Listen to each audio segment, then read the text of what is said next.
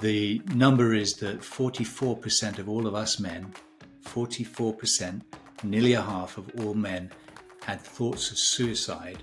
And that thought is occurring to men at 4 times the rate it's occurring to women, which is profoundly troubling in a way which men don't feel they have the skills or resources to cope with. And it leads to the thought of ending life.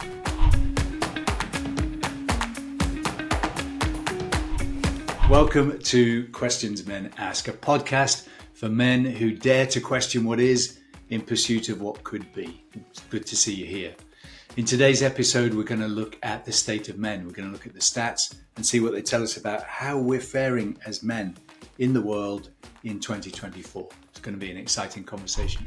So welcome back. It's season 1, episode 2. In the first episode, we said that we would start an inquiry into what's the state of men? What is it like being a man today? We said that we think the shapes we've been poured into, the roles that we're taking on as men are out of date and causing difficulty. But let's dive into that and look at what that really means. What's it like being a man today? What's the state of men generally in today's world? Yeah, let's kick off with looking at men's life and health. We'll start with life expectancy, which, is a number that's been thrown around, but let's just put it on the mat here. For men, currently life expectancy is 73 years old. Women is 79. So a whole 6-year gap. And then we look at risky behaviors for men. Men are much more likely to smoke and drink to excess and avoid medical care. They're actually twice as likely to die due to alcohol and up to 3 times as likely to die from drug abuse. Okay. Not looking good. How are we looking socially, John? I'm just interested because I'm not drinking to excess or using drugs to excess, but I've still got 6 years less than my wife. Right. I mean, that's I'm pretty alarmed by that. I don't know what I've done to earn that. Yeah. So we were going to also look at some stats around how we're doing socially, and what we see there is a world in which men are becoming more and more isolated.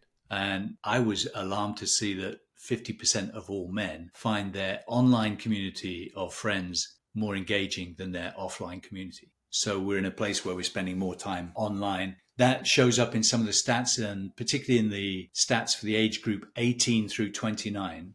Age group 18 through 29, 51% of men in that age group are single and only 30% of women. So men finding it more difficult to find themselves in relationship, spending more time online.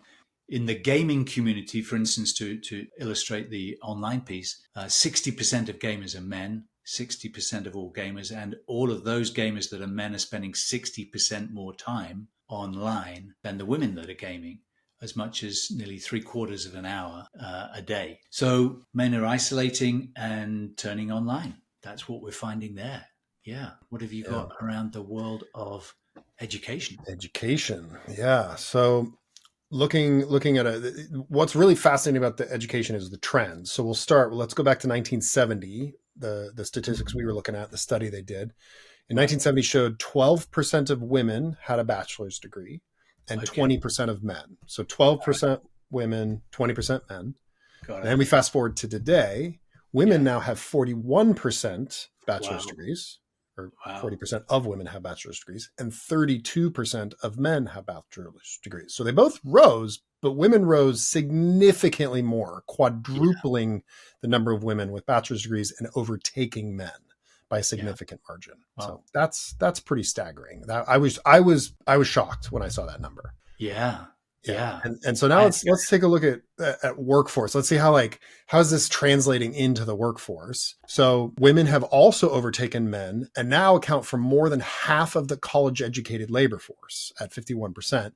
And that stat is continuing to trend in that direction. And as the other shocking stat here that I was flabbergasted by is women actually make up 57% of the overall workforce. 7% more women than men in the overall workforce. I wouldn't have guessed that. No. And yet, go ahead, John. Well, it's just the world of the stay-at-home housewife, the stay-at-home mum. It sounds as if these numbers are just telling us that those days are long since gone. Yeah. Although the idea of it persists in our thinking, maybe, but the stats tell a very different story. Yeah. And then the interesting kind of contrasting stat, which won't shock a lot of our listeners, is that the percentage of men in C-suite, which is the executive level leadership in corporations, men still hold 72% of those roles. So there's still a huge majority there that men hold. But based on these numbers, my sense is that's not going to last for long. Right. Yeah, I think I'm less surprised to see that the seat of power is still male dominated. Yep. Not surprised by that. Yep. But it's a changing world. Mm-hmm. It's rapidly changing, and I pulled some numbers on men's mental health, which Mm. I think are even more alarming than anything that we've Yeah. said so far. It seems to be the case that 44%, nearly half of all men, are suffering from depressive symptoms here and now, every day. And I wonder if you see any of that amongst your own friendship group, amongst the clients you're working with, Jared. Does that come through in any way for you? Yeah, I mean, I having trained a lot in the ability to support men and people in general, I can track a lot more depressive symptoms now, but I can track that in a lot of the men that I interact with from in my own day to day. However, I see almost none of them actually asking for help or getting any support. Yeah, I'd say the same. When I think of the clients that come to me for coaching, when we open up the conversation, there's some of those depressive symptoms Mm-hmm. almost always present. Yeah. They're very seldom the reason why people have reached out for help, which often focus around more material things. But there we are with men who are struggling to find a good mood, struggling to find relief from overwhelming thoughts, Yep. struggling to find peace of mind. Yeah, so we see that. So this burden of anxiety and depression, we might say, and then but here it gets even more shocking. I think the number is that 44% of all of us men, 44%, nearly a half of all men, had thoughts of suicide in the last 2 weeks. Wow. Had Wow. a thought that it might be best for me to end my own life in the last 2 weeks. Yeah. And that thought is occurring to men at 4 times the rate it's occurring to women. Yeah. So there's something about being a man alive at the moment, which is profoundly troubling in a way which men don't feel they have the skills or resources to cope with. And it leads to the thought of ending life rather than leading to the thought of, I need to get some help and fix what's not working. Yeah. We're in huge proportion, we're going to the thought, I'd be better off out of here. So I'm finding all of this very humbling to actually look at this.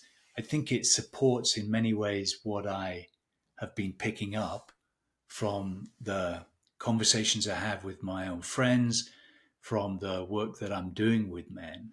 I've been picking this up, but to see it in numbers is very sobering.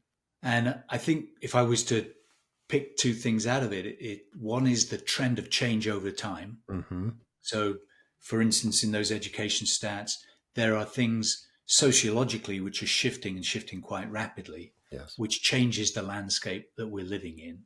And then the second thing that comes to me, as well as that rate of change, is the place we've got to is downright disturbing. The numbers about mental health more than Yep. anything else, but risky behavior and life expectancy. Yeah. Yeah. We're It's clearly seeing actually, impact. it's Clear impact. yeah, it's actually killing us. Yeah. Yeah, killing us quicker than women folk. Wow. So with all of that, and I think we should take a breath and acknowledge that's a lot. Mm-hmm. It's a lot to absorb. It's a lot to confront. I'm wondering if I'm wondering if we're looking only at the bleak side of things. Is there an upside in any of this? Is there good news in what's changing? I mean, yeah, we still run everything for We now. see everything. Probably not for much longer. Probably not. And So again, enjoy it while you got it, guys. well, you got it. And we talked the last time about it's a male dominated world, and the irony is in a male dominated world, we're finding it this tough. Yeah, the the sense of it being a male dominated world is one I just want to expand on a little bit if I can. And there's in the writing, it says there are three hallmarks of a patriarchal culture, and we exhibit all three of those. And that is that our culture is male dominated, male centered, and male identified. Can I just say what each of those mean? Male dominated means men run things. The joke that we were making is actually not a joke. The bulk of the way things are done and what's seen to be normal is derived by men for the good of everybody, or not necessarily for the good of everybody, but derived by men. And so we're in a male dominated culture. We're also in a male centered culture. So it's a culture that looks towards men as the center of things. And you'll see that in news coverage. You'll see that in who the protagonist is in the latest Hollywood movie. You'll see it in sports figures. I think sports coverage is certainly skewed towards men. So we're a male-centered culture, and we're a male-identified culture. We take male things, male ways to be the norm. Did you know that we designed, or until very recently, we've been designing all airbags in cars to fit a male body?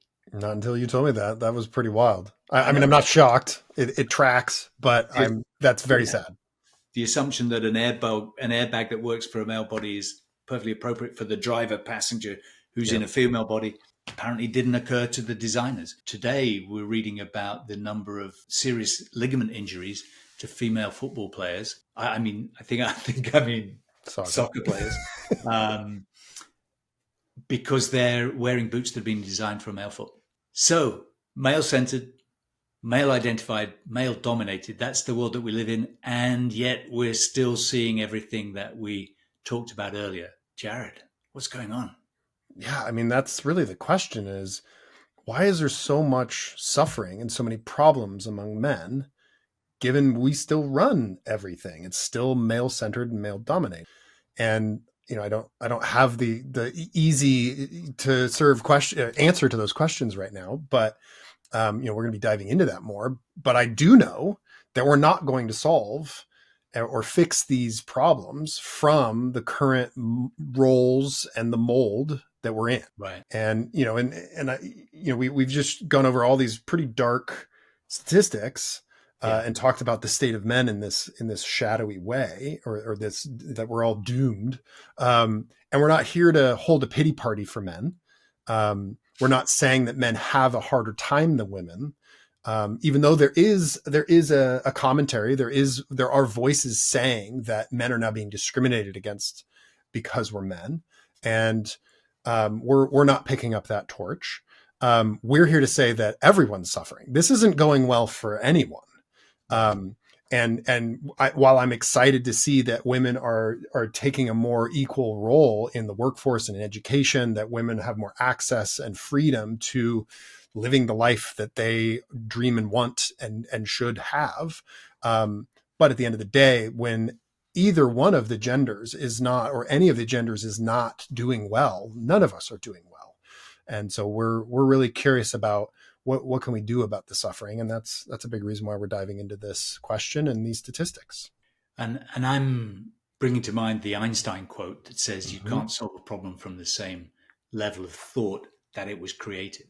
Yeah. And the complex culture that we live in, which is producing all of the outcomes that we've talked about, is it doesn't have the capacity to generate a new set of ideas.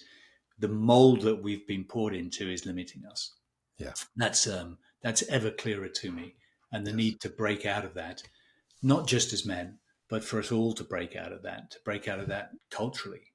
What do we see as normal in our world is now that the costs of normal are mounting around us, and we haven't brought in some of the global scale problems that we're confronting as a species, which are coming out of that same old molded behavior. We could be addressing climate change here. We could be talking about the massive levels of income disparity and the extent of violence and violent warfare around the world. We could be talking about all of those things, which are also the products of the old way of thinking. And so, we're making a case for dismantling that way of thinking, for breaking out of the mold. We as men hold more power in the social dynamic than women. And I'm arguing that it's beholden on us to start the process of breaking out of the mold, breaking out of the ways of thinking and behaving that we inherited from our fathers and grandfathers, and find something new. Yeah. Yeah. Hey, it's been quite a sobering chat today, Yeah. and I wonder as I wonder as we think about that, if you've got anything else that you want to add into the conversation. And I'm particularly curious what you see in your client group or your friendship group about this. Anything come to mind about the state of men? Yeah. I mean, for me, the biggest like bold headline of this episode, this topic that I am seeing in the men in my life is men don't ask for help. Men don't share when we're struggling. The amount of, you asked me about the men in my life. Honestly, it's the women in my life that talk to me, especially Right. because they know that I work with men. And Uh, I regularly get text messages, DMs from people I haven't talked to in years, decades sometimes, who are right. seeing me posting, marketing content on social media, things like that, or they're bumping into me at a party and they're like, how can I help my partner? How can I help my husband? He's dealing with all this stuff. He has no friends. He only wants to hang out with me. He Yeah. spends all his time, whether it's video games or it's watching a lot of sports or whatever, and he doesn't talk to anyone. He doesn't have any meaningful relationships, and he won't tell me, or he will tell me, and I don't know what to do with it. So there's Right. this sad pandemic of men who are suffering and not doing anything about it. Yeah. And like you said, I have men coming to work with me who aren't necessarily coming because they're clear that they're suffering and need support. They're coming because they want something. There's a desire. There's, I need to get ahead at work. I need my business to do better. I need my wife to get off my case. And luckily I'm able to find some men who are really tuned in and are doing work. But there's the vast majority of men are just not dealing with it. And I, in some ways I don't blame them. Our culture doesn't have reinforcement for that. There's not a lot of characters in TV and movies that we see dealing with that and Yeah. doing inner work and doing healing work. So yeah, I'm not shocked and I'm sad about it. Yeah. As two men who have been engaging in our work and part of the way we met, and is definitely a thread and a theme in our friendship. I'm sad. I really, it feeds me. I imagine you would say that it feeds you as well. And may there be more men who find their way, who are brave enough and have that courage to say, I'm not okay. I need Mm. some help. I need to Yeah. talk about feelings and I need to talk about that I'm sad or that I'm angry Yeah. and that there's all this stuff going on. And I don't know what to do with all these feelings. Yeah. And that hope, may they find a way that to engage with that feels safe and feels helpful and medicinal for them. Yeah. I see the same thing. I'm thinking about a discovery call I had with a guy recently. He said the energy's gone out of my life. I need to find a way of plugging back into an energy source. He used the example of literally putting his fingers into an electricity socket. He said, Mm, I need to get plugged back into something. My life's kind of grey and meaningless at the moment. And he still decided he didn't want coaching. yeah. And his wife called me about a week later and said, please, please. I said, Yeah. we talked, and there was still something that prevented him from really reaching out for the help he needed. Yeah. And he didn't. Yep. So thank you to all the women who are encouraging us Yes. men to get into this conversation. We said this in the first episode that we talked about how women find it sexy to see men, but without reducing the importance of what I'm saying in any way, women are really looking to us men to break away from the isolating behaviors, the withdrawn behaviors, the unemotional behaviors that we've learned, to be able to come into life, and to come into connection. Yeah. So if you're listening to this and you recognize any of this in your own life, please know that there are people who will be able to help you with any issues that you're dealing with. And please be We talked about men not being willing to ask for help, not being able somehow to allow themselves to ask for help, to accept they need help in the first place and then ask for it. Don't be that guy. Please do not be that guy. We're aware of the changing nature of the world we're living in, the difficulty of this moment. Don't be somebody that's not asking for help. It's a lot. It's a lot. So to all our listeners, all our viewers, thanks for listening this week. We're signing off now. We look forward to you joining us again next week. Your takeaway for episode 2, season 1 of Questions Men Ask is men are not doing well, and it's time to break the mold. It's time to break the mold. Yes, it is. We'll see you all next week. See you all next week. Thank you. Thanks for joining us this week. We value your support. We value your listening. If you haven't subscribed already, please do so that you're queued in for all our future episodes. And help widen the circle, please, if you can, by bringing other men, other brothers into this conversation. Share the link with them so they know about the podcast. We would love to hear from you. And so if you look in the show notes, you'll see some simple instructions about how to send in a question to us. And in a future episode in this season, we'll devote that episode to answering questions that are being sent in even now by our listeners. So we look forward to hearing from you on that one. And a final reminder is that I host a free drop-in call. It's a Zoom call once a month where we continue the conversation about some of the questions that are raised here on the podcast. I would love to see you there.